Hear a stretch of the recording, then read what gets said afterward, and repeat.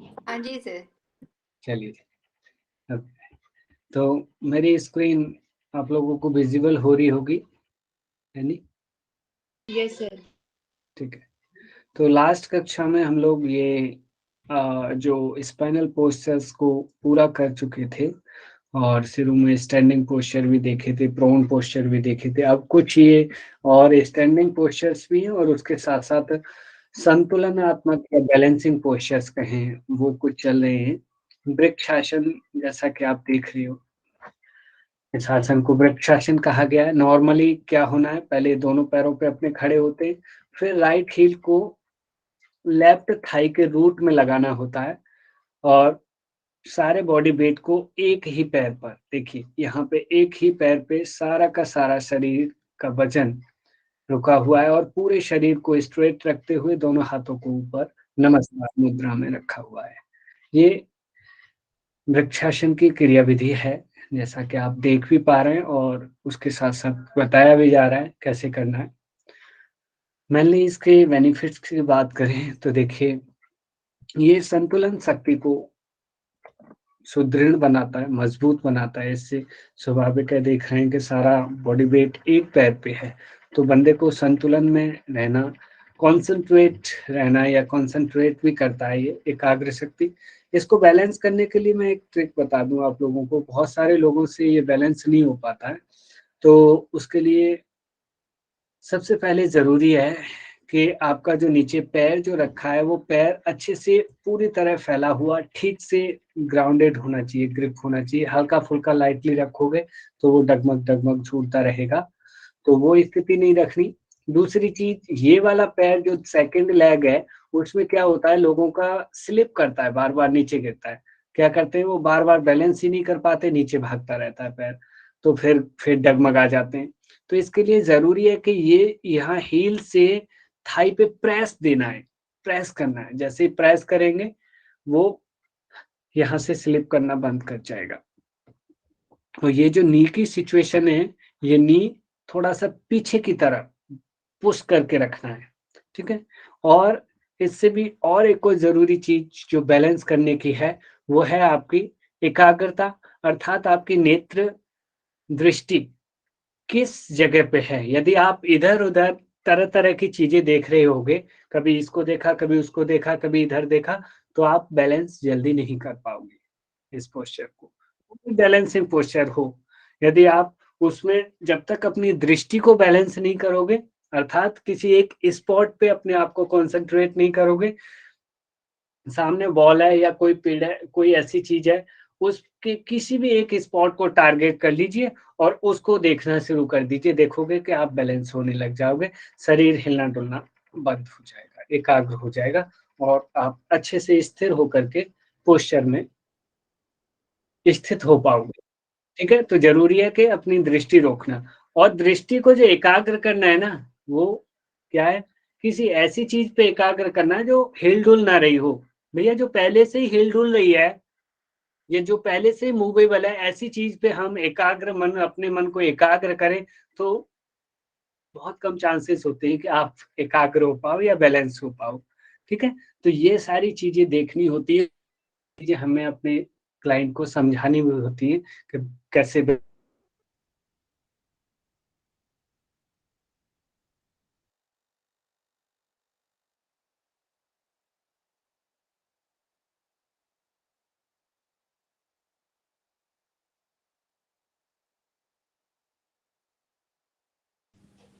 आवाज आ रही है क्या? नहीं आ रही है। नहीं आ रही सर, फिर से आ रही है, आवाज बंद हो गई थी। सर आपकी आवाज म्यूट हो गई थी या सुनाई नहीं दे रही थी? मेरी आवाज सभी को नहीं सुनाई दे रही? जी सर, म्यूट हो गए थे आप। अभी दे रही है गुरुजी, बीच में नहीं आ रही थी, अभी किसी दे को रही भी नहीं आ गुरुजी, रही। 10-15 सेकंड पहले नहीं दे रही थी, 10-15 सेकंड से पहले से। चलिए ठीक है, तो आपको वो चीज समझ में आई कैसे कंसंट्रेट करना है, कैसे इसको बैलेंस करना है। उसके लिए आप किसी एक स्पॉट पे अपनी दृष्टि को एकाग्र करेंगे पहले, और जिस स्पॉट को टारगेट कर रहे हैं वो मूवेबल स्पॉट नहीं होना चाहिए कि वो पहले से ही हिल डुल रहा है। ऐसे किसी हिलने डुलने वाले हिलन डुलन वाले स्पॉट को किसी या फिर पार्टिकल को आप टारगेट करोगे तो स्वाभाविक है कि ये पोस्चर में होल्ड कर पाना उतना आसान नहीं होगा, ठीक है। तो इसके बेनिफिट की बात कर रहे थे हम, जैसा कि कंसंट्रेट करना है तो इससे कंसंट्रेशन पावर इंप्रूव होगी। संतुलनात्मक आसन है ये, बैलेंसिंग पोस्चर है, तो इससे बैलेंस शक्ति भी इंप्रूव होगी, क्योंकि बैलेंसिंग है तो स्वाभाविक है होनी चाहिए। अब जो बैलेंस के लिए हमारा नर्वस सिस्टम रेस्पॉन्सिबल है बॉडी में बैलेंस बनाए रखने के लिए, तो नर्वस सिस्टम इससे मजबूत होता है इन आसनों से, ठीक है। और उसके साथ साथ ये देखिए इस पैर की पे सारा वेट आ रहा है, तो स्वाभाविक है इस पैर की सारी मसल्स मजबूत होंगी और हेल्दी होंगी, यानी कि स्ट्रेंथी होंगी, उनमें स्ट्रेंथ बढ़ेगी भैया, क्योंकि सारा वेट आप एक पैर पे ले रहे हो।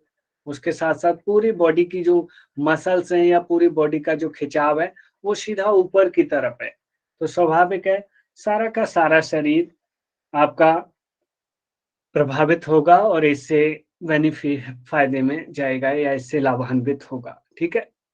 अब देखें यदि किस भैया इसे नहीं करना चाहिए, तो देखिए जिसके नी प्रॉब्लम है वो भी बहुत वीक लिगामेंट है या लिगामेंट रैप्चर हो गए हैं या फिर बिल्कुल कोई नी सर्जरी हुई है या क्रोनिक इंजरी हो गई है कोई ज्यादा तेज वाली, एंकल वाली कोई है दिक्कत, तो वो लोग इसे अवॉइड करेंगे। इवन पार्किंसंस में यदि जो बैलेंस कर पाते हैं, जो माइल्ड लेवल की पार्किंसंस है तो इजीली कराएं, नहीं तो जिनको मॉडरेट और सीवियर स्थिति है वो लोग भी इसे नहीं कर पाएंगे, उनका गिरने का डर रहता है, तो वो भी अपनी सजगता के साथ ध्यान से ही करें, ठीक है। ये था वृक्षासन। और अगला फिर संतुलनात्मक आसन है गरुड़ासन। गरुड़ासन में आप देख रहे हैं क्या स्थिति है, सेम नॉर्मली वैसे ही खड़े हैं। इसमें करना क्या होता है, इसकी क्रियाविधि देखें तो जैसे इस पोस्चर में जाने से पहले हल्का नीज को बेंड किया जाता है और राइट लेग को लेफ्ट थाई के ऊपर से लपेटा और इधर जैसा कि देखो यहाँ ये टो इस तरीके से पीछे की तरफ आ रहा है, ऐसे लाया और ये नी भी बेंड है, ये नी भी बेंड है, फिर बॉडी की स्थिति कुछ इस तरीके से है और जो नी सबसे ऊपर था वही हाथ यहाँ ऊपर से है, देखिए ये राइट हैंड ऊपर से और लेफ्ट हैंड नीचे से है। तो ये स्थिति दोनों पैरों से करनी होती है, जैसे कि ऊपर वाली भी दूसरे दोनों पैर से करनी होती है। अभी राइट से किया है इन्होंने तो फिर लेफ्ट से इसी स्थिति को इसी तरीके से दोहराना होगा। गरुड़ासन में भी यदि आप पहले राइट लेग को ऊपर क्रॉस करके कर रहे हो तो नेक्स्ट टाइम में फिर लेफ्ट लेग को ऊपर क्रॉस करके करना होगा, ठीक है। आप ये देख रहे हो। अब ये भी एक जैसा कि संतुलनात्मक आसन है तो इससे संतुलन शक्ति, एकाग्र शक्ति, नर्वस सिस्टम मजबूत होगा और एकाग्र शक्ति बढ़ेगी, संतुलन शक्ति जैसा कि बताया वो भी बढ़ेगी।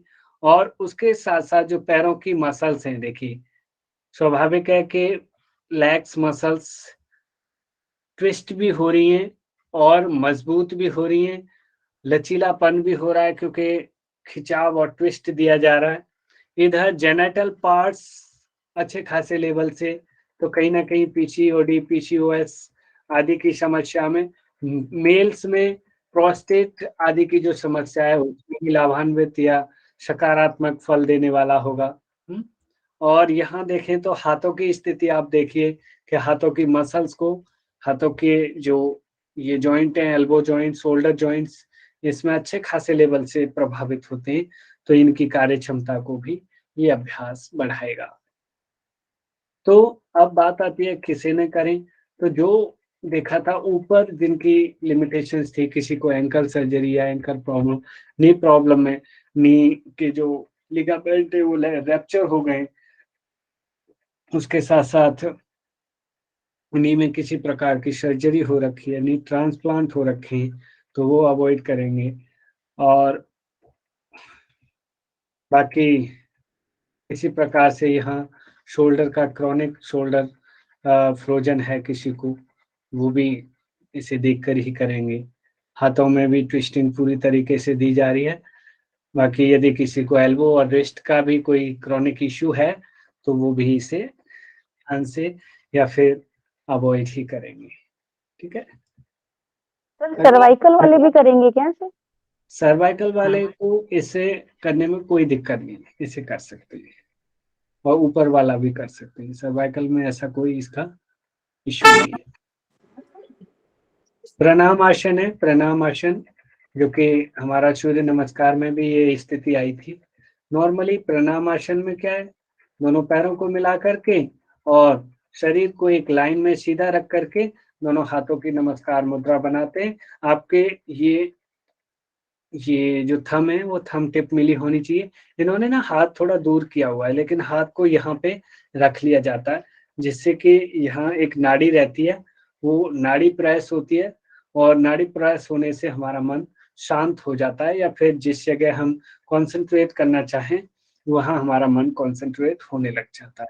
ठीक है, और यहाँ पे भी एक एल शेप बताई जाती है नाड़ी के, एक एल शेप यहाँ भी नाड़ी होती है हाथों में, जो कि वो एल शेप नाड़ी जब प्रेस होती है तो भी मन शांत होता है और समर्पण भाव आता है। तो ये क्रिया विधि, इसके फायदे, मन शांत होगा, समर्पण भाव आएगा और विनम्रता आएगी व्यक्ति में, एक आध्यात्मिकता आएगी।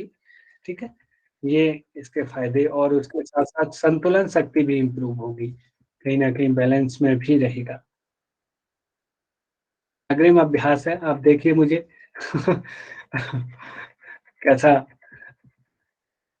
तिथि भाषण, इसका नाम पढ़ लीजिए। हाँ, देखिए देखिए तिथि भाषण है, और तिथि भाषण एक्चुअली जैसा कि देखा जा रहा है कई साधारण व्यक्तियों को व्यक्ति तो नहीं कर पाएंगे, और शायद थेरेपी के बेस के लिए उतना मजबूत नहीं होगा, लेकिन है सिलेबस में रखा गया है। तो इसकी क्रिया विधि बस यही है कि नॉर्मली करना क्या होता है, दोनों हाथों को थाइस के नीचे से पीछे की तरफ ले जाना होता है, जिससे कि थाइस को यहाँ शोल्डर्स पे चढ़ाना होता है, और धीमे धीमे सारे बॉडी वेट को हाथों पर लेते हुए, जिस प्रकार से आप देख रहे हो किस तरीके से नसें खड़ी होगी, सारा बॉडी वेट ऊपर ले रखा है, और फिर धीमे से इन पैरों को सीधा करने की कोशिश की जाती है। ये पैर ऊपर की तरफ सीधे करके टिठिभी या टिड्ढा इस स्थिति में होता है। तो ये क्रिया विधि इसकी है। अब इसका फायदा क्या है जी? इसका फायदा ये है कि ये स्ट्रेंथ तो दे ही रहा है। कितनी स्ट्रेंथ दे रहा है आप हाथों को देख के पता कर सकते हो कि कितनी स्ट्रेंथ आ रही है, इससे बॉडी में स्ट्रेंथ आएगी। उसके साथ साथ आप यहाँ की सिचुएशन देखिए कि जो पैर पीछे जा रहे हैं, हाँ, वो भी लोगों के थोड़े से भी पैर पीछे नहीं जाते, तो यहाँ की जो लोअर एब्डोमेन की फ्लेक्सिबिलिटी और यहाँ पैरों की जो फ्लेक्सिबिलिटी है, पैरों की जो स्ट्रेंथ है, जो पैरों की मांसपेशियों को लचीला बनाएगा, जिससे तभी तो जाके वो इस तरीके से पैर हो पाएंगे। हाँ, तो ये सिचुएशन है इसके फायदे ये होंगे, बैलेंसिंग होगा, बैलेंस शक्ति, एकाग्र शक्ति भी इम्प्रूव होगी इससे। अब बात आती है किसे नहीं करना चाहिए भैया, जिसको सर ये एक दिन में तो नहीं हो गया होगा आपसे, मतलब कितना टाइम लगा हुआ आपको? मैं बता तो रहा हूँ कि ये थेरेपी बेस के लिए नहीं है, इसके लिए अभ्यास करना पड़ता है, क्योंकि डायरेक्ट किसी बिगनर्स को कहें कि जी लगा दो ये तिथि भाषण, नहीं लगा पाएगा। स्वाभाविक है, इसके लिए अभ्यास करना है, और जो जितना जैसे अभ्यास करेगा वो उसी हिसाब से उतने ही समय में जल्दी, कोई लेट, उस तरीके से लगा पाएंगे। ठीक है, तो अब इसकी सावधानियां देखें तो किसी को रेस्ट में इशू है, या टेनिस एल्बो हुआ है, किसी के एल्बो का इशू है, तो भैया वो इसे नहीं कर पाएंगे। सर्वाइकल का इशू है, नहीं कर पाएंगे। जो अपर बैक, जैसे पीठ कहते हैं, पीठ का इशू है, किसको काइफोसिस है या पीठ दर्द रहता है, वो लोग इसे नहीं कर पाएंगे। बाकी जो पेट में किसी भी प्रकार की सर्जरी है तो भी इसको कर पाना मुश्किल होगा। बीपी है, हाई बीपी, हाइपरटेंशन के इशू है, तो भी इसे अवॉइड ही किया जाए। वैसे देखा जाए तो कुल मिलाकर के हम इसे एडवांस की स्थिति में रख सकते हैं, क्योंकि एडवांस पोस्चर जो ज़्यादा स्ट्रेंथ कर बढ़ाना चाहते हैं या ज़्यादा फ्लेक्सिबिलिटी बढ़ाना चाहते हैं, उस टाइप से इस अभ्यास को प्रयोग किया जाएगा।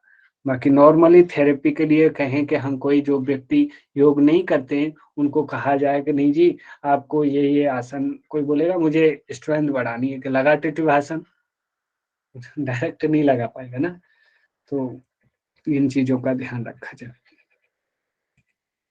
नटराज आसन, फिर ये भी बैलेंसिंग आसन है, जैसा कि आप देख रहे हो। नॉर्मली दोनों पैरों पे खड़े रहते हैं, धीमे धीमे राइट लेग को अप करते हुए राइट हैंड से राइट एंकल को पकड़ लिया जाता है और टो भी पकड़ा जाता है, तो टो या एंकल कुछ भी पकड़ें, ऐसी कोई दिक्कत नहीं है। फिर धीमे से पैर को ऊपर की तरफ पुश करते हुए, हाथ से भी ऊपर हाथ उठाते हुए, सारे शरीर के वजन को एक ही पैर पे स्थिर करते हुए, जिस प्रकार यहाँ हो रखा है, ये स्थिर करके रोक के रखा जाता है और एक हाथ को, जो दूसरा हाथ है, उससे सामने की तरफ करके ये दृष्टि किसी एक स्पॉट पे एकाग्र करके टारगेट की जाती है, जिससे कि शरीर एक संतुलित अवस्था में जा सके। ठीक है, इसकी क्रिया विधि आप देख चुके और मैंने बताया भी। फायदे देखें तो जैसा कि संतुलनात्मक आसन है, बैलेंसिंग पोस्चर है, तो बैलेंसिंग शक्ति इंप्रूव करेगा, नर्वस सिस्टम को मजबूत बनाएगा, तंत्रिका तंत्र को, और उसके साथ साथ एकाग्र शक्ति को भी मजबूत बनाएगा, आपकी बैक के लिए अच्छा होगा। उसके साथ साथ यहाँ देखो, जो लोअर एब्डोमेन ऑर्गन और जेनेटल पार्ट भी इसमें अच्छे खासे तरीके से प्रभावित होते हैं, तो पीसीओडी, पीसीओएस वगैरह, इवन मेल्स में प्रोस्टेट आदि की समस्या में ये लाभकारी सिद्ध होगा।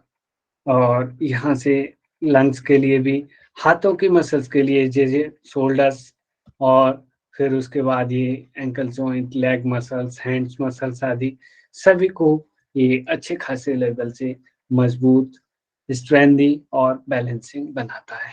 ठीक है, अब देखें यदि कि किसको नहीं करना, तो वही इशू है जो एंकल का इशू, जिनको क्रोनिक एंकल कोई सर्जरी या एंकल इशू है, नी का इशू है, भैया नहीं होल्ड कर पाएंगे, कोई हिप में, हिप जॉइंट का या फीमर बोन का जो हेड है, उसमें किसी भी प्रकार की समस्या है, नहीं हो पाएगा।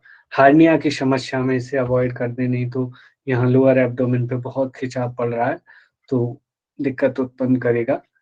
लेग्स और मेनली हाई बीपी में भी लोग बैलेंस नहीं कर पाएंगे, जिन्हें लंबे समय से, या फिर एक जिनका बीपी ज्यादा अप एंड डाउन करता है, वो लोग। ठीक है, तो वो इसे ध्यान से और बड़े ही सजगता के साथ करें या फिर उसे अवॉइड करें। ठीक है, अभी आवाज और वो ठीक से चल रही है ना? ये हमारे आसन यहाँ पे क्लियर जी सर। हुए। मैं 1 मिनट, आप होल्ड रहिए।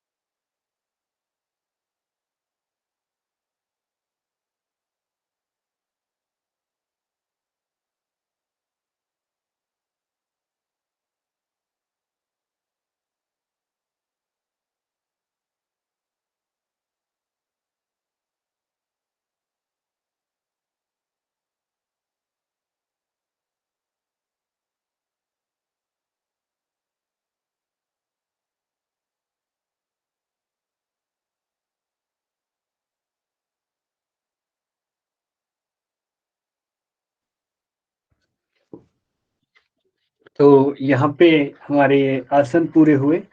अब प्राणायाम हम लोग देखते हैं। प्राणायाम में नाड़ी शोधन प्राणायाम, नाड़ी शोधन प्राणायाम की क्रिया विधि आप लोग समझिए। आसन वैसे आप स्थिति देख रहे हैं, फिर भी सोचिए। सबसे पहले किसी भी प्राणायाम को करने के लिए या ध्यान को करने के लिए जरूरी है कि आपकी स्पाइन और नेक एक स्ट्रेट अवस्था में हो, क्योंकि प्राणों का प्रवाह सुषुम्ना में करने के लिए या ईड़ा में या पिंगला में किसी में भी करने के लिए, क्योंकि सुषुम्ना स्पाइनल कोड के मध्य से है, ईड़ा बाईं तरफ, सुषुम्ना दाईं, और ये पिंगला दाईं तरफ। तो दोनों में अच्छी प्राण वायु को प्रवाह के लिए आवश्यक है कि आपका स्पाइन और नेक स्ट्रेट हो। ये तो ग्रंथीय कारण रहा। बाकी यदि साइंटिफिक कारण देखें तो हम ये कह सकते हैं कि ब्रेन को पूर्ण पोषण पहुंचाने के लिए, न्यूट्रिशन पहुंचाने के लिए, या फिर ये कहें ब्रेन को पूर्ण प्राणवायु पहुंचाने के लिए हमारी नेक और स्पाइन स्ट्रेट होना बहुत जरूरी है। ठीक है।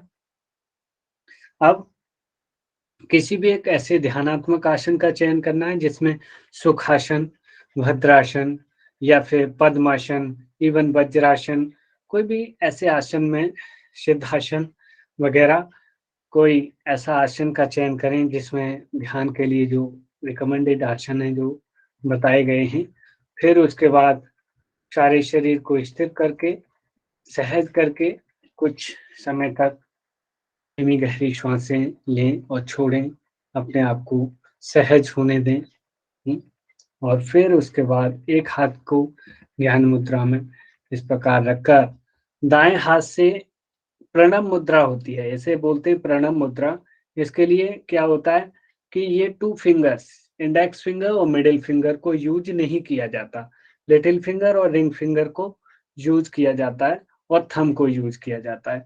तो थंब राइट नॉस्ट्रल के लिए और जो ring finger, little finger left nostril के लिए, इस प्रकार से इसे यूज किया जाता है। लेकिन कहीं कहीं शिवानंदा वाले और कुछ लोग इस तरीके से करते हैं कि यूज यहाँ पे भी नहीं हो रही है 2 फिंगर, ये देखो इसे ना यहाँ रख लिया है और ये ऐसे यूज कर रहे हैं। तो इस तरीके से भी कर सकते हैं, ऐसे रख करके हैं, ऐसे ऐसे, ये उठाया, ये हटाया, ये हटाया, ये हटाया, इस तरीके से भी हमारा ये चलता है ऐसे। पर लेकिन नॉर्मली ज्यादातर क्या है कि हमारे जो व्यवहार में है या हमें जो सिखाया गया है वो इन 2 फिंगर्स को ऐसे बैंड कर लेते हैं और इनको 2 को स्ट्रेट रखा, थंब को स्ट्रेट, राइट नॉस्ट्रल को बंद किया, लेफ्ट से इनहेल किया, पूरा इनहेल हुआ, लेफ्ट को बंद किया, राइट से एक्सहेल कर दिया। ठीक है, ये स्थिति। कुछ लोगों पे ये मुद्रा नहीं बनती है, तो क्या करेंगे, ऐसे मुट्ठी बंद करा लीजिए आप, ऐसे बोले कि ऐसे मुट्ठी बंद कर लीजिए इस तरीके से। क्या बोलेंगे हम, इस तरीके से आप मुट्ठी बंद कर लीजिए इस प्रकार, और आप क्या करिए, अपनी लिटिल फिंगर और रिंग फिंगर को स्ट्रेट कर दीजिए। मुद्रा बन करके तैयार हो गई है। आप राइट नॉस्ट्रल से धीमे, राइट नॉस्ट्रल को थंब से क्लोज कर लीजिए और आहिस्ते आहिस्ते से लेफ्ट नॉस्ट्रल से इनहेल करना शुरू करिए। पूरा इनहेल हो जाए, लेफ्ट को बंद करिए। और नाड़ी शोधन में देखिए, अनुलोम विलोम जो होता है वो नॉर्मली विदाउट होल्डिंग, यानी लेफ्ट से भरा, राइट से छोड़ा, फिर राइट से भरा, लेफ्ट से छोड़ा, या ये कहें बिना कुंभक के अनुलोम विलोम करते हैं हम। लेकिन नाड़ी शोधन प्राणायाम में आपको कुंभक लगाना है। उसमें क्या है कि धीमे धीमे लेफ्ट से श्वास भरा, पूरा श्वास भर गया तो दोनों नॉस्ट्रल को इस प्रकार क्लोज कर लिया और बंद करके रखा। फिर राइट को ओपन किया, राइट से एक्सहेल कर दिया। तो 2 तरह के कुंभक मेनली होते हैं, एक बाह्य कुंभक, एक आंतरिक कुंभक। बाह्य कुंभक से तात्पर्य है श्वास को बाहर निकालने के बाद होल्ड करना या नॉस्ट्रल के दोनों छिद्रों को बंद करना। आंतरिक कुंभक का मतलब है श्वास को अंदर धारण करके, यानी अंदर भर के होल्ड करना। श्वास को अंदर भर के होल्ड करना आंतरिक कुंभक, श्वास को बाहर निकाल के होल्ड करना बाह्य कुंभक। तो दोनों तरह से करते हैं, कुछ लोग आंतरिक कुंभक ही लगाते हैं, कुछ लोग बाह्य भी लगाते हैं, और जो है कहीं कहीं दोनों लगा दिए जाते हैं, बाह्य और आंतरिक। ठीक है, तो ज्यादातर वैसे आंतरिक तो लगाते ही है कि अंदर रोक करके फिर रोका, फिर राइट से एक्सेल किया, फिर होल्ड किया, और फिर जो है राइट से भरा, और फिर होल्ड किया, फिर लेफ्ट से छोड़ा। ठीक है, ये स्थिति रहती है इसे करने की। इसकी जो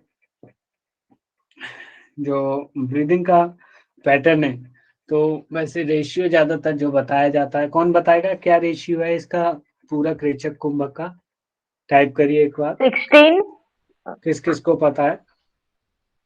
रेशियो में, अनुपात में बताइए। सर 1:4:2 एक 4 हाँ, पूजा मैम ने लिख दिया है और प्रियंका जी ने भी लिख दिया, यानी कि 1:4:2 1 रेशियो या 1:4:2, अर्थात इसका क्या तात्पर्य हुआ, इससे क्या मतलब है, यानी 1:4:2 से क्या समझे हम?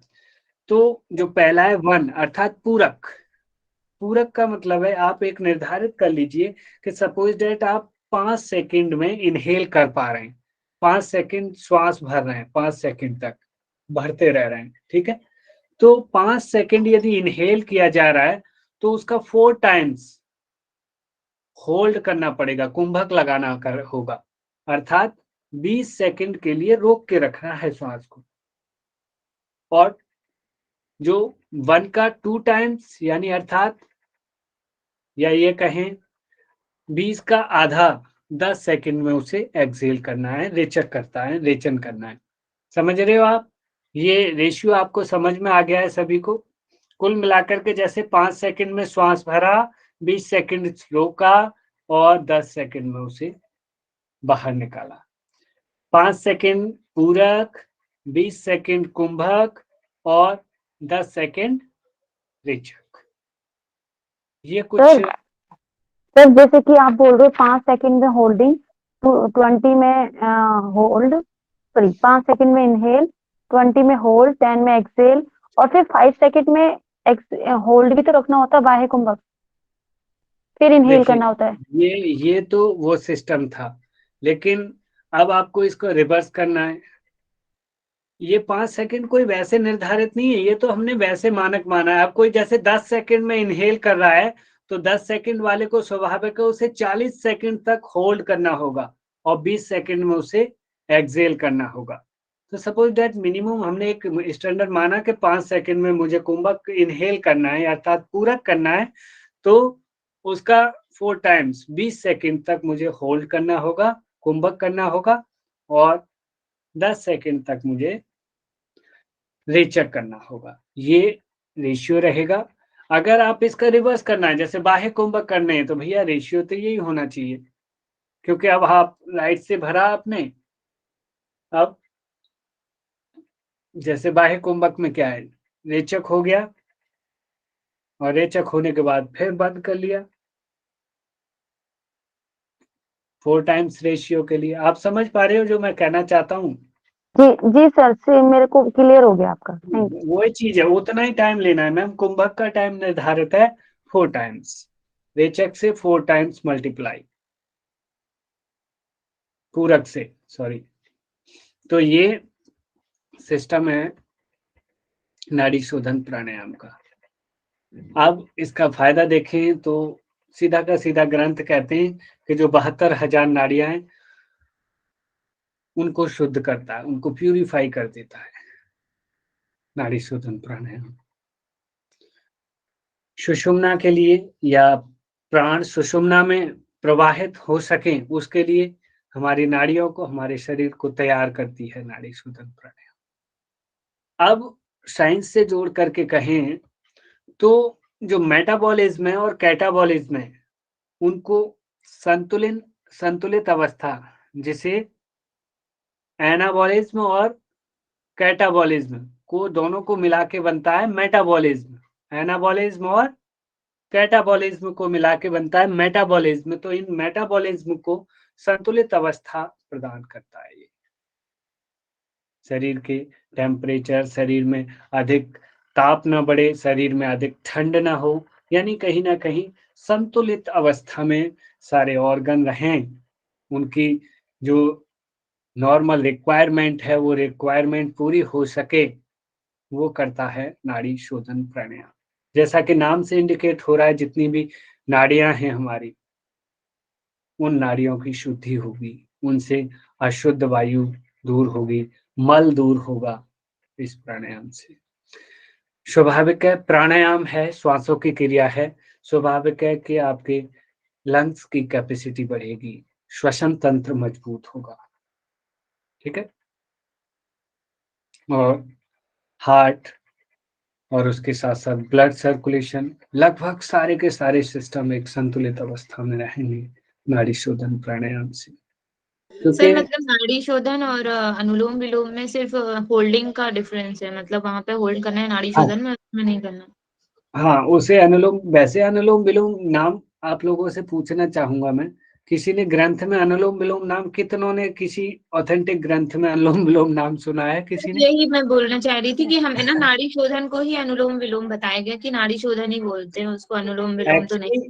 एक्चुअली ये व्यवहार का नाम है, और जो व्यवहार का नाम है ना, वो नाड़ी शोधनी प्राणायाम ही है वो, बट जो मेन नाड़ी शोधन की चर्चा है वो कहीं कहीं जैसे ग्रंथों में बिना कुंभक के कर दी गई है, तो अनुलोम विलोम कह लो उसे, और जहाँ कुंभक की बात आती है तो वो नाड़ी शोधन प्राणायाम, वहां उसे नाड़ी शोधन प्राणायाम कहीं कहीं कुंभक के साथ भी कहा गया है, कहीं विदाउट कुंभक के भी कहा गया है कि नॉर्मली आप लेफ्ट से भरें, राइट से छोड़ें, फिर राइट से भर के लेफ्ट से छोड़ें। लेकिन जो अनुलोम विलोम नाम है ना, वो नॉर्मली ज्यादातर व्यवहार का नाम है, वो ग्रंथों में मैंने तो नहीं पढ़ा कहीं वैसा नाम उसका। सर रामदेव बाबा ने बस इसको प्रचलन में लाया है, बाकी तो नाड़ी शोधन ही है। हाँ, वो क्रिया विधि उसकी नाड़ी शोधन की क्रिया विधि है वो, पर नाड़ी शोधन जो है दोनों तरह से होता है।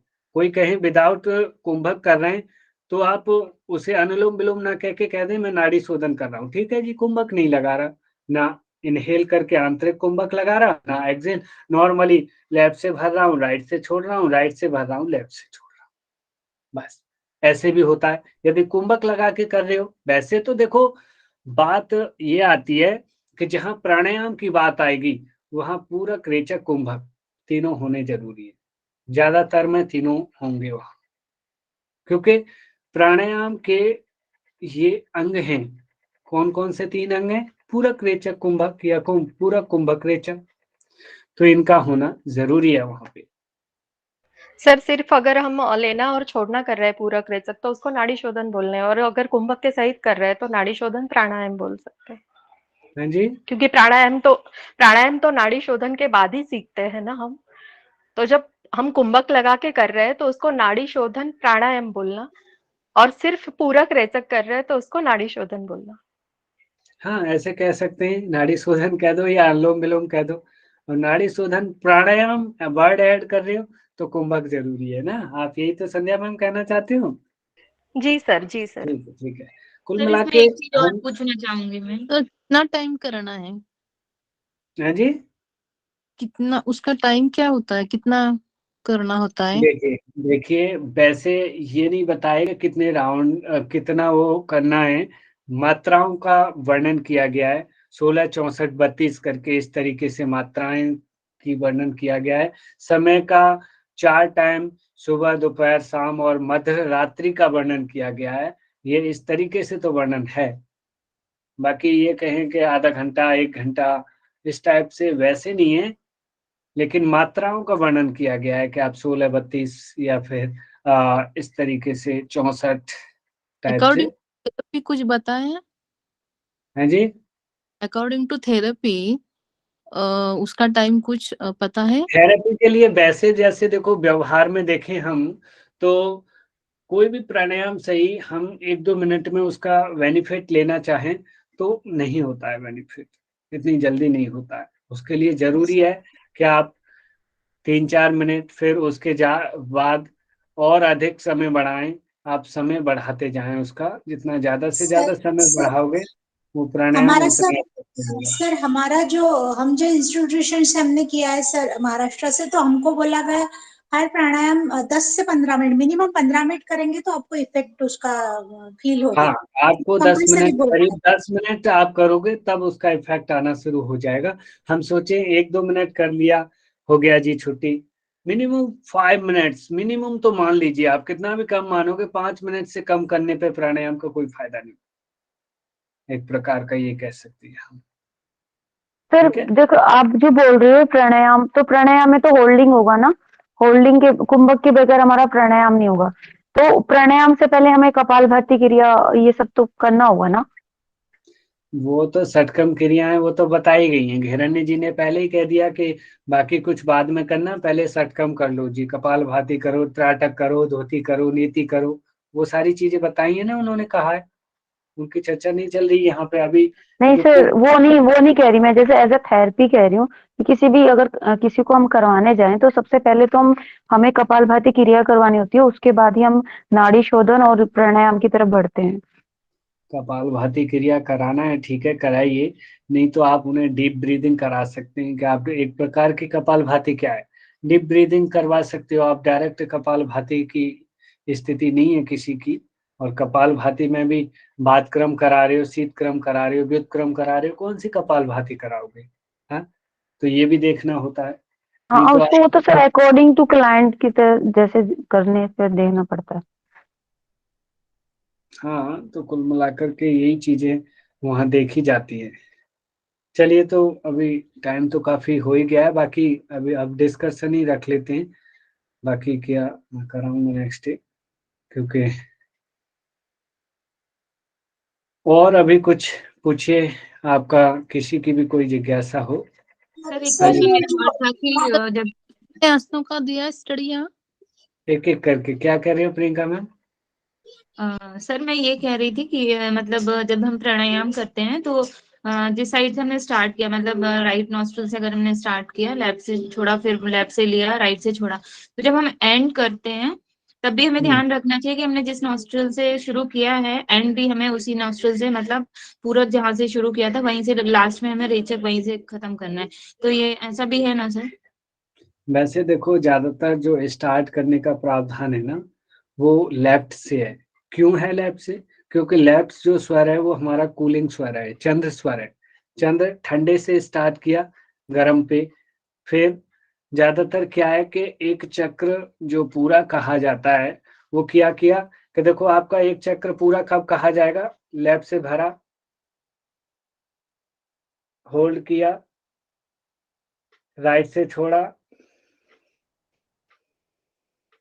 कुछ तो एक चक्र यहाँ पूरा हो गया।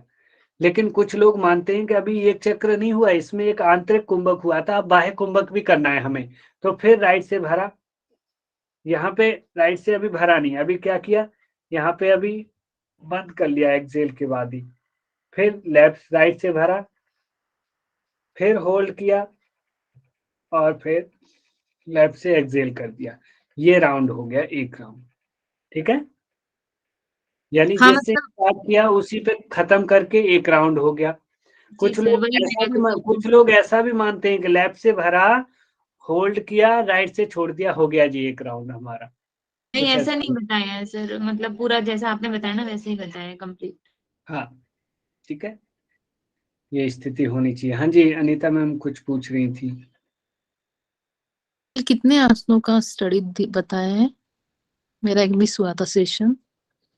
अभी इसमें सिलेबस में, हाँ, सिलेबस में कितने आसन के बारे में बताया है? हाँ। वो आपके पास है सिलेबस मैम? सॉरी, नहीं सर। चलो, सिलेबस मिल जाएगा। एक्चुअली मैंने काउंट नहीं किए, लेकिन जो भी हैं वो आपके सामने हैं। इनमें कुछ एक आध कम बढ़ती भी हो सकता है, ऐसी कोई वो नहीं है, लेकिन ज्यादातर आसन यही हैं। ठीक है, देख लेना एक बार, सिलेबस और मिल जाएगा आपको। हाँ जी, MDYA टीम कुछ पूछना सर एक चाहती और क्वेश्चन था मेरा।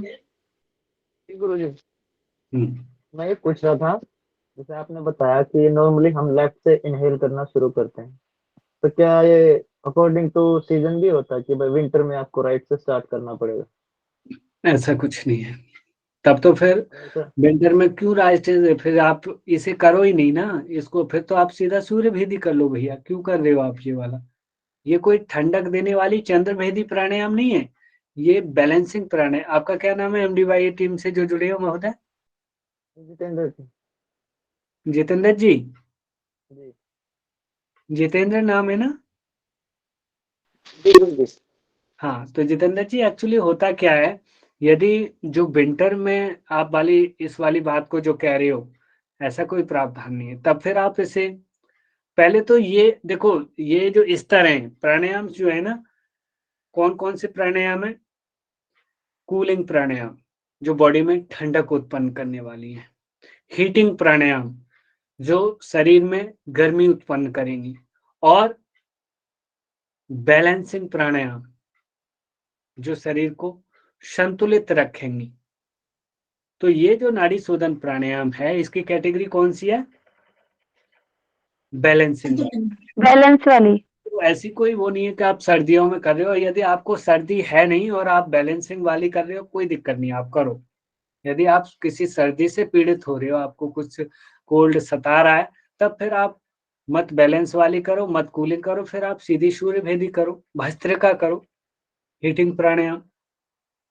ठीक है सर वो आपने जो बोला सर बेनिफिट जो है नाड़ी शोधन का, तो सर उसका मैं पढ़ा था कहीं, और जैसे YCB लेवल किया तो उसमें कि पैरासिम्पैथेटिक एंड सिंपैथेटिक जो सिस्टम है बॉडी का, तो उसको उनको कंट्रोल करता है। हाँ, उनको नर्वस control- सिस्टम पे बहुत ज्यादा इफेक्ट होता है उसका। बिल्कुल बिल्कुल, मैंने इसी बात को दूसरे तरीके से कह दिया था। क्या बोला था मैंने बोला था आपने बैलेंस करेगा, दोनों चीजों को बैलेंस करेगा। मेटाबॉलिज्म वाली बात कह दी थी, यानी एनाबॉलिज्म और कैटाबॉलिज्म दो तरह के होते हैं, उन दोनों को संतुलित अवस्था में रखता है। बॉडी की जो निरंतर जो सेल्स हैं वो डेड भी होती हैं और ग्रोथ भी करती हैं, तो कहीं ऐसा ना हो जाए कि बॉडी की सेल्स डेड ज्यादा हो और ग्रोथ कम हो, या फिर कहीं ऐसा ना हो जाए कि ग्रोथ ज्यादा हो रही है, डेथ कम हो रही है सेल्स की, तो वो सिस्टम भी कंट्रोल करेगा, उसको भी नियंत्रित में और संतुलित अवस्था में लेके आएगा। ठीक है सर इक्वेशन मेरा आसन से रिलेटेड था, कि अभी हमने जो आसन पढ़े थे सर, उसमें भी सीक्वेंस होता है ना, ध्यान रखना पड़ता है हमें कि पहले बैठने वाले, फिर खड़े होने वाले, और पेट के बल, पीठ के बल। तो सर इन सीक्वेंस को मतलब कैसे करना चाहिए वो भी बता दीजिए, और अगर हम नहीं करते हैं सीक्वेंस से तो क्या प्रॉब्लम्स हो सकती है? देखिए, ऐसी कोई वो है नहीं कि क्या प्रॉब्लम्स हो सकती हैं, वैसे ज्यादातर, और ऐसे रिकमेंडेड कोई सीक्वेंस भी नहीं है वैसे ऑथेंटिक शास्त्र में, लेकिन हमारे व्यवहार में क्या चल रहा है, हाँ, हम लोग जो हमारे सीनियर्स हैं, जो अनुभवी लोग हैं, या जो एज ए थेरेपी के लिए यूज कर रहे हैं, वो क्या यूज कर रहे हैं। तो थेरेपी के लिए जो यूज किया जा रहा है, किसी को इशू से रिलेटेड यूज किया जा रहा है, तब तो फिर आप डायरेक्ट उसी को प्रोवाइड कराओगे, उसी आसन को जो उसमें बेनिफिशियल है। उसमें ये नहीं देखा जा रहा कि ये खड़े होने वाला है या पेट के बल लेट के किए जाने वाला है, कैसा किए जाने वाला नहीं है ना, उसमें नहीं देखते। लेकिन आप नॉर्मल स्थिति में यदि देखना चाहो तो ज्यादातर जो सीक्वेंस रहता है वो ये रहता है कि शुरू में वार्म अप एक्सरसाइजेस रहती है, या ये कहें लाइट एक्सरसाइज, सूक्ष्म क्रियाएं रहती हैं, फिर उसके बाद स्टैंडिंग पोस्चर्स रहते हैं, खड़े होकर किए जाने वाले, उसमें संतुलन और संवर्धन सभी तरह के आ जाते हैं खड़े होने वाले। ठीक है, फिर बैठकर किए जाने वाले होते हैं, फिर पेट के बल लेट कर किए जाने वाले, और फिर कमर के बल लेट कर किए, और कमर के बल लेट के करने के बाद उठ करके बैठे, फिर प्राणायाम करी, और प्राणायाम के बाद ध्यान किया।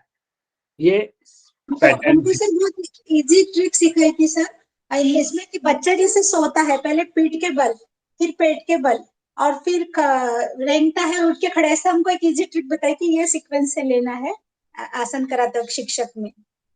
लेकिन सर ने तो यहाँ खड़े होने वाला पहले बताया ना, वार्म अप के बाद। सर दोनों तरीके से कर सकते हैं, दोनों तरीके से कर सकते हैं ना, उससे भी और वैसे भी, ऊपर से करो या फिर बैक से करो, सेम बात है। देखिए, वही वाली बात है कि ज्यादातर पहले आप वैसी एक्सरसाइज ही कराएं कि उसके शरीर को तैयार कर लें। आप कहें कि सीधा डायरेक्ट ही आसन में ले गए किसी को, व्यक्ति को, तब तक उसका शरीर अभी तैयार नहीं हुआ है। क्या होता है कि हम हल्की एक्सरसाइजों से करके या फिर कुछ वार्म अप एक्सरसाइज करने के बाद अपनी बॉडी को तैयार कर लेते हैं आसन करने के लिए, ठीक है? फिर उसके बाद आसन कर सकते हैं। बाकी ये भी नहीं है ऐसा कुछ निश्चित, ये निर्धारित भी नहीं हो गया है कि जी पहले खड़े होने ही वाले कराने। जी क्लाइंट की स्थिति ये है या फिर हमें चेंज चाहिए क्लाइंट को या चेंज करना है, जी कोई बात नहीं तुम ऐसा करो, रिवर्स उसमें कर लो, या फिर पहले बैठ के कर लो, फिर खड़े होके कर लेना, फिर लेट के कर लो, या फिर डायरेक्ट पहले लेट के कर लो, फिर बैठ के कर लेना और फिर खड़े होकर के सेशन खत्म। ये और सर खड़े यही होके मेरा क्वेश्चन था कि कोई लॉस तो नहीं होता अगर हम सीक्वेंस में नहीं करते जो हमें बताया गया है। देखिए वैसे तो एक सीक्वेंस रखा जाना चाहिए, कुशल ट्रेंड टीचर को से भी जांचा जाता है कि वो किस सीक्वेंस का यूज कर रहा है, वो किस लेवल का उसको ज्ञान है, क्योंकि एक पार्क छाप या ऐसा वैसा कोई ट्रेनर होगा या कोई शिक्षक होगा, उसे क्या पता कि कौन सा आसन कैसे करवाना है। अब कभी भी हम लोग सेशन का एंड जो करते हैं वो खड़े होकर किए जाने वाले आसन होते से सेशन कभी खत्म नहीं करते, बैठा के प्रार्थना करा के शांति पाठ करा के ही तो करते हैं सेशन का एंड। Right sir. तो वही क्रम अच्छा रहता है और वही व्यवहार में है। तो सर आप हमको जैसे सूक्ष्म व्यायाम वार्म अप बताया था, पर उसके बाद बोला कि बॉडी का जो गुरु मध्य है वो बैलेंस रहता है, इसके लिए हमको सीक्वेंस बताया था वार्म अप के बाद वाला जैसे, और ये हमको ऐसे सिखाया जस्ट, तो बता रही हूँ सर। हाँ, इसी तरीके से आप खुद अपना कॉमन सेंस भी यूज करोगे, समझ में आ जाएगा वही पैटर्न सही है। और यही इसी पैटर्न को ज्यादातर हमारे सीनियर, हमारे विद्वानगण जो इस फील्ड में हैं वो यूज करते हैं उसको, और इससे आपकी योग्यता भी सिद्ध होती है। हम भी इन चीजों का नहीं ध्यान रखेंगे, कुछ भी करा दिया, गए जाते ही सीधा पहुंचे क्लाइंट को, चल भैया आजा तू लगा चक्रासन, यह क्या है ये? ऐसे नहीं होना चाहिए ना। एक आसन में प्री प्रैक्टिस होती है, उसे तैयार करना आसन में ले जाने के लिए और फिर आसन से बाहर लाने के लिए है। तो इन चीजों का ध्यान दिया जाए। तो सर मेरे प्राणायाम से पहले भी सर हम लोगों को हम ये शवासन कराते थे, शवासन के बाद दीर्घ श्वसन, फिर कपालभाति और फिर प्राणायाम, ऐसा हमारा सीक्वेंस था सर। शिवानंद में चलता है ना ये? सर हमारा तो योग विद्याधाम नासिक महाराष्ट्र में है, और हमारे इंस्टीट्यूशन में ऐसे ही सिखाते हैं सर। हम ऐसे कभी भी करता है, मैंने शिवानंदा में भी देखा है, वो सबसे पहले लेटा लेते हैं और फिर सूर्य नमस्कार से शुरू करते हैं, फिर कपालभाति कराते हैं। वो भी पैटर्न है, उसे भी हम गलत भी किसी को नहीं कहेंगे। क्यों? क्योंकि मेनली ये क्रम की चर्चा जो है ना, हमें ऑथेंटिक शास्त्रों में नहीं मिलती, ये हमारे व्यवहार में चल रही है। तो कहीं पे कुछ प्रचलित ज्यादा है, कहीं कुछ प्रचलित ज्यादा है। तो ज्यादातर जो हमने सीखा है या फिर ज्यादातर लोग जो यूज करते हैं, वो जो पैटर्न मैंने बताया उस तरीके का यूज किया जाता है। नहीं सर, आसनों में सर सिर्फ जैसे कि प्राणायाम में, सिर्फ प्राणायाम में। प्राणायाम में क्या? अच्छा, कपालभाति सबसे पहले। हाँ, शवासन, फिर कपालभाति, नहीं फिर दीर्घ श्वसन, फिर कपालभाति और फिर प्राणायाम। हाँ कोई बात नहीं, वो कपालभाति क्रिया करवा देते हैं एक बाद क्रम उसका, और फिर उसके बाद प्राणायाम करा सकते हैं, ठीक है, कोई दिक्कत नहीं। क्योंकि उससे पता है क्या है, कपालभाति, भस्त्रिका, ये कहीं ना कहीं क्या करते हैं, ये बॉडी में एग्रेसिवनेस लेके आते हैं, थोड़ा बीपी को अप करते हैं। तो यानी पहले शरीर को थोड़ा अप किया, यानी उसे बीपी को थोड़ा बढ़ भी गया, तो फिर धीमे धीमे प्राणायाम से उसे संतुलित अवस्था में या उसे कूल डाउन कर दिया, ठीक है। इस वजह सर से जैसे कि सब ये बोल रहे हैं कि हमारे इधर ये करवाते हैं, हमारे इधर वो करवाते हैं, तो वैसे ही हमारे आप टैक्स भी तो उठा के देख लीजिए, अपने अपने एक्सपीरियंस सभी महर्षियों ने अपने अपने अनुसार लिखे हैं। तो किसी का कुछ होता है, किसी का कुछ होता है। जैसे कि हमारे चक्रों में भी है, कोई कलर कुछ बताता है, कोई शेप्स कुछ बताता है, तो सबका अपना अपना तरीका है। तो वैसे ही हम लोगों का है कि सब अपने तरीके से सिखाते हैं, तो कोई भी हम किसी को गलत नहीं कह सकते। बिल्कुल बिल्कुल, वो ऐसा है ना, गलत तो हम जब कह सकते थे ना शालिनी मैम, जैसे हमारी घिरण्य संहिता में लिखा होता, हठयोग प्रदीपिका में लिखा होता, किसी ऑथेंटिक ग्रंथ में ये होता नहीं जी पहले ये करना है फिर इसके बाद नाड़ी शोधन की चर्चा है। वहां पे आप नाड़ी शोधन आप समझ सकते हो, वहां पे उसके बारे में बताया है। जैसे घिरण्य ने कह दिया है कि वहां घिरण्य संहिता में जी सबसे पहले षटकर्म करने हैं सबको, फिर आसन करने, उन्होंने क्रम निर्धारित कर दिया है। ऐसे ही हठयोग प्रदीपिका में भी आसन सबसे पहले उन्होंने स्वामी स्वात्माराम जी ने कह दिया कि आप पहले सबसे पहले आसन करिए, प्राणायाम से पहले नाड़ी शोधन करिए। ये है, लेकिन जो पूरे सेट ऑफ आसन, प्राणायाम, ध्यान, मुद्राओं, इनका जो क्रम है या फिर क्रियाओं का जो सूक्ष्म क्रिया, इन सब का पूरा एक साथ मिलाकर के जो क्रम व्यवहार में चलता है, वो कहाँ क्या चल रहा है, वो अलग-अलग देखा जाता है और उसमें हमें मतभेद उत्पन्न नहीं करना, ना विवाद करना जी तुम गलत हो या हम सही हैं या हम गलत हैं तुम सही हैं, ऐसा कोई दिक्कत का विषय नहीं है और नहीं विवाद का विषय नहीं है, ठीक है? सर बैलेंसिंग पोज जैसे आपने बताया कि गरुड़ासन या वृक्षासन, इसमें आंखें बंद करना का कोई रूल है क्या सर? देखिए, प्रियंका मैम होता क्या है एक्चुअली बहुत सारे लोग आंखें बंद करके कुछ तो होता है कि जो अच्छी तरीके से कॉन्सेंट्रेट कर पाते हैं ना तो उन्हें बैलेंस करने में अच्छा लगता है। कुछ लोगों को और ज़्यादा दिक्कत हो जाती है, उन्हें लगता है कि कुछ घूम रहा है और मैं फिर डिसबैलेंस हो रहा हूँ, गिर सकता हूँ। तो ऐसी सिचुएशन में आंखें बंद करना जिसके लिए उचित हो, ऐसा कुछ आँखों का वर्णन है नहीं, लेकिन यदि कंफर्टेबल है बंदा तो बंद कर ले, नहीं तो सामने किसी एक ही स्पॉट पे देखे। जैसे जो पीछे जाने वाला जो हस्तोत्तान है, आसन है या फिर जो बैक बेंडिंग के जो आसन है, जो लोग आँखें बंद करके जाते हैं, तो उससे अवेयरनेस और कम हो जाती है उनकी, तो उनके गिरने के और ज़्यादा चांस बढ़ जाते हैं। लेकिन वहीं जो अच्छे अभ्यासी होते हैं, वो आँखें बंद करके चले जाते हैं। तो ये दोनों तरह की बातें यहाँ उत्पन्न हो जाती है, लेकिन आँखें खोल के ही रखें, जो शुरू के अभ्यासी उनके लिए वो हितकर होगा। और सर वृक्षासन में जब हम अपना पैर जब जंघा मूल पर लगाते हैं तो कभी-कभी जो पैर ज़मीन पे रहता है वो उसकी आर्च बन जाती है। तो सर वो सही है क्या? मतलब जिस पैर पे हम पूरा बैलेंस बनाते हैं उसमें थोड़ी आर्च बन जाती है। एक्चुअली आर्च नहीं बननी चाहिए, घुटना सीधा रखने का प्रावधान है कि आपका नी स्ट्रेट हो और नी स्ट्रेट रखने के लिए उसके लिए ज़रूरी है कि आपके पूरे शरीर की जो स्पाइन और पूरे शरीर की मसल से ऊपर की तरफ खिंचाव भी देना होता है। ये नहीं कि नॉर्मल आप लूज़ रहोगे ना तो आर्च बनेगा। आप बॉडी को थोड़ा ऊपर खिंचाव की तरफ खिंचाव देने की कोशिश करोगे, देखोगे कि नी भी स्ट्रेट हो गया है, शरीर भी एक लाइन में स्ट्रेट हो गया है। तो ऊपर को खिंचाव देना होता है शरीर में, घुटना सीधा रखने की आवश्यकता है। ठीक है? जी सर। जी। चलिए और किसी की कोई जिज्ञासा? बाकी सर एक और क्वेश्चन लास्ट। सर ये जो इंडेक्स फिंगर और कोई सी और फिंगर का आपने नाड़ी शोधन प्राणायाम में बोला था कि ऐसे नहीं करना है, सिर्फ लिटिल फिंगर और थंब का यूज करना है। तो सर इसके बारे में भी मैं जानना चाहूंगी क्योंकि हम लोगों को भी ना सिर्फ मतलब 2 फिंगर्स, एक मिडिल और इंडेक्स फिंगर को आईब्रोज के सेंटर में रखने के लिए बोला है और थंब से और लिटिल फिंगर का यूज करने के लिए बोला है। तो देखिए, एक्चुअली होता क्या है कि ये फिंगर जो है ना निषेध बताई है कि इसको इनमें नहीं यूज करना। तो मेनली जो प्रणब मुद्रा बोला जाता है, उनको इस वाली मुद्रा को कहते हैं, ऐसे। इन्हें ऐसे बेंड कर लो, इंडेक्स को और मिडिल को, और आपकी little finger, ring finger straight and thumb straight. तो राइट नॉस्ट्रल के लिए थंब को यूज करना है, लेफ्ट नॉस्ट्रल के लिए इन फिंगर्स को इस तरीके से यूज करना है। लेकिन कहीं-कहीं ये वाला सिस्टम चलता है, इन्हें फिर भी नहीं नॉस्ट्रल पे यूज करते, इसे रख लेते हैं यहाँ पे। हाँ सर यही बताएं। और इन्हें ऐसे यूज किया जाता है, ये वाला सिस्टम, ये यूज किया जाता है ऐसे।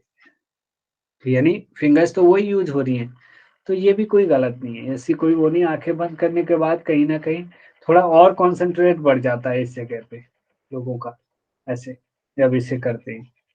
तो बहुत लोगों को ये मुद्रा नहीं बनती या उनसे ये कंफर्टेबल नहीं है। कुछ लोगों की फिंगर्स नहीं मुड़ती हैं, आर्थराइटिस की समस्या हो रही है, कुछ वो हो रहा है, तो आप क्या कराओगे उन्हें? ऐसे कराओ भैया, ऐसे कर लो, ठीक है?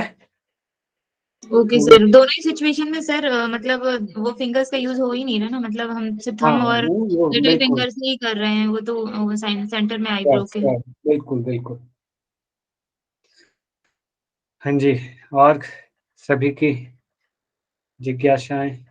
सर एक लास्ट क्वेश्चन कि एग्जाम के लिए इसको किस हिसाब से प्रिपेयर करें सब्जेक्ट को, लॉजिकल बेसिस पे सर? नहीं, आप एथिक्स बेसिस पे, शास्त्रों के बेसिस पे करें। जो शास्त्रों में है वही चीज रखें, क्योंकि व्यवहार और लॉजिक तो हर व्यक्ति का अलग अलग होता है। जी मेरा ये कह रहा है या मैंने ये अनुभव किया, उसने ये अनुभव किया, तो वो उसके अपने अनुभव के आधार पे बोलेगा, मैं अपने अनुभव के आधार पे बोलूंगा। भैया ऐसे तो इतने बच्चे एग्जाम दे रहे हैं, सबके अपने अपने इतने सारे अनुभव हो सकते हैं, तो इतने ऑप्शन कहाँ से आएंगे? ऐसे तो आंसर मतभेद वाला हो जाएगा। भैया जो हमारे मेन ऋषि मुनि या जो मेन ऑथेंटिक ग्रंथ में जो कह चुके हैं, उन्होंने क्या कहा वो मान्य होगा। ठीक है, तो उस चीज को आपने मेनली याद रखना है। बाकी ये चर्चा तो हम व्यवहार का विषय है, ये क्रियात्मक विषय है, इस वजह से ये भी कर लेते हैं कहाँ क्या चल रहा है, क्या उचित होता है, क्या वैसा है, तो इसलिए ये कर ली जाती है। नहीं तो क्वेश्चन आपके जो बनेंगे वो ऑथेंटिक वाले ही बनेंगे, मतभेद वाले नहीं बनेंगे। क्योंकि भैया मतभेद हो गए तब तो फिर हर एक कोई क्लेम डालेगा, क्लेम डाले जाते हैं ना बाद में, ऑब्जेक्शन डालो जी, इतने ऑब्जेक्शन जाएंगे, उन्हें रिजेक्ट करना पड़ेगा वो क्वेश्चन, फिर सबको नंबर मिलेंगे उसके। ठीक है सर एक क्वेश्चन पूछना था आपसे, आई एम सॉरी। कोई सर बात नहीं। जो टफ से टफ आसन जो होते हैं वो हम कैसे प्रैक्टिस कर सकते हैं? क्या वो किसी के ऑब्जर्वेशन में प्रैक्टिस करना जरूरी है या खुद से प्रैक्टिस करते करते हो सकता है? मतलब रिस्की तो है ही, मतलब कोई भी टफ आसन करने के लिए। देखिए मैम, कुछ भी टफ नहीं होता। टफ क्या होता है? जो चीज हमें नहीं आ रही है वो सब टफ है, चाहे वो हल्का आसन चीज, चाहे भारी या हार्ड तो आसन। मैम सर उसको बस कैसे वही है, करें कि मतलब वो परफेक्ट में कितना टाइम लग सकता है एक टफ आसन की उसको प्रैक्टिस करने करने के लिए देखिए रणनीति यही है कि आप एक तो कुशल एक्सपर्ट टीचर के अंडर में हो, वो आपको टेक्निक्स बताए। भैया बहुत सारे लोगों में, मेरे में स्ट्रेंथ है लेकिन नहीं उठा पा रहा मैं बॉडी वेट को। भाई क्यों नहीं उठा पा रहे हो? कहीं ना कहीं आप टेक्निक यूज नहीं कर पा रहे हो। मयूर आसन को मैं नहीं कर पा रहा हूँ भैया, एक बंदे ने आया ऐसे टेक्निक बताई, आप ऐसे ऐसे ये करो और इस तरीके से आओ, भैया टेक्निक से हो गया। तो आप एक सर मेरा क्वेश्चन था जैसे शीर्षासन है तो उसमें करने में थोड़ा डर लगता है करने से पहले खौफ भैया आ जाता है। डर लगने के लिए वो खतरनाक आसन भी है, देखा मैम।